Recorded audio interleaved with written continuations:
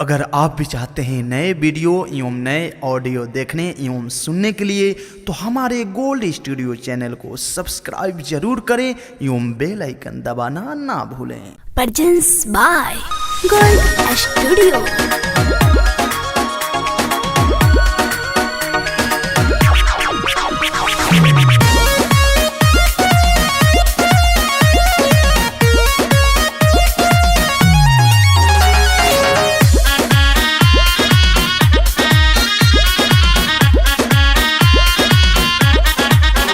जब चलिले डगर कमर लप लप करे, हमर केस घुंघराला देखो झप झप करे। तोहार केस घुंघराला सारा झप झप करे। काहे सभे बोल हमर गोरे गाल धरेला।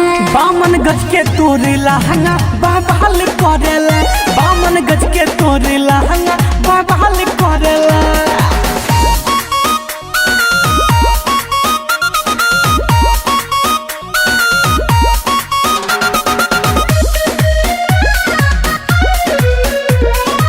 Music by Abhishek Gupta.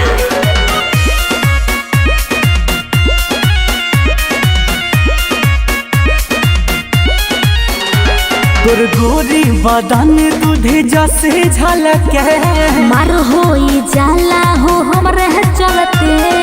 मार होई जाला हो तहरे चलते। सभे दूसरा के चक्करी पताल दरेला। बामन गज के तोरे लहंगा बाबाल करेला। बामन गज के तोरे लहंगा बाबाल करेला।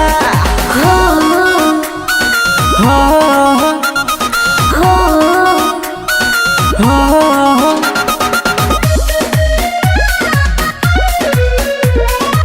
Music by Abhishek Gupta.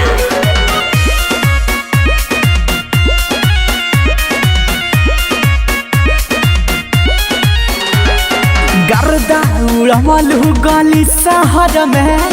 रवि राज अर्जुन बड़े चक्कर में। सोनू बरजेस बड़े चक्कर में। काहे हमरा के देखी तोहर मन बढ़ेला। बामन गज के तोरे लहंगा आए हाय हाय। बामन गज के तोरे लहंगा बाबाल करेला।